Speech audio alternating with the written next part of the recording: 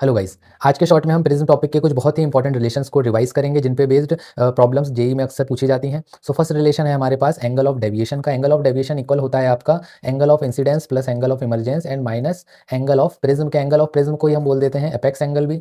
और जो ये एपेक्स एंगल होता है ये इक्वल होता है सम of R1 plus R2। R1 R2 क्या है आपके फर्स्ट सरफेस पे एंगल ऑफ रिफ्रैक्शन और सेकंड सरफेस पे जो एंगल ऑफ इंसिडेंस है उसे बोला हमने R2। ठीक है, अब यहाँ पर मिनिमम डेविएशन की कंडीशन होती है जब आपका आई इक्वल टू ई हो जाता है या तो फिर R1 इक्वल टू R2 हो जाता है।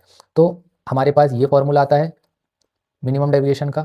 और अगर आप फर्स्ट रिफ्लेक्टिंग सरफेस पे स्नेल्स लॉ लगाओगे तो कुछ इस तरीके का आपको रिलेशन मिल जाएगा। ठीक है, अब ये होता है हमारे पास ग्राफ। तो इस ग्राफ में आप देखो, ग्राफ से हमें क्या देखने को मिल रहा है कि पहले तो ये एंगल ऑफ इंसिडेंस दे रखा है, ये एंगल ऑफ डेविएशन दे रखा है। तो सबसे स्टार्टिंग में ये एंगल ऑफ इंसिडेंस जैसे जैसे इंक्रीज हो रहा है एंगल ऑफ डेविएशन डिक्रीज कर रहा है। एक मिनिमम वैल्यू आई, देन अगेन ये एंगल ऑफ इंसिडेंस बढ़ाने पर एंगल ऑफ डेविएशन इंक्रीज कर रहा है। तो हमें ये देखने को मिला कि दो एंगल ऑफ इंसिडेंस पे सेम एंगल ऑफ डेविएशन की वैल्यू मिलेगी। ठीक है, और बात करें इस पॉइंट पे, तो इस पॉइंट पे क्या हो जाएगा आपका आई इज इक्वल टू ई।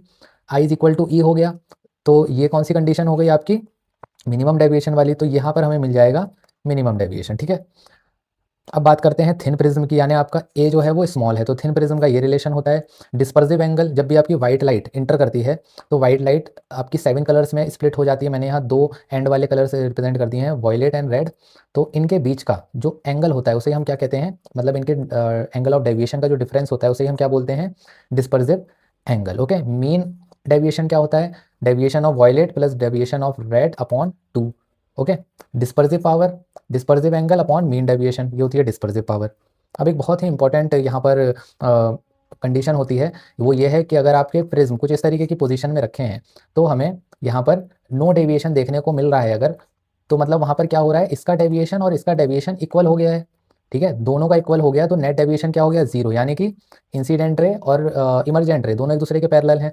तो इसमें आप क्या करोगे, जो थिन प्रिज्म का डेविएशन का फॉर्मूला होता है वो इसके लिए यूज़ करोगे, देन इक्वल टू इसके लिए यूज़ करोगे, और जो भी आपसे क्वेश्चन में फिर पूछा जाएगा वो आप वहाँ से फाइंड आउट कर लोगे। ठीक है, 3 पैरामीटर दे देंगे और चौथा पैरामीटर फाइंड आउट कराएंगे। ठीक है, तो आप कर लोगे इस तरीके से।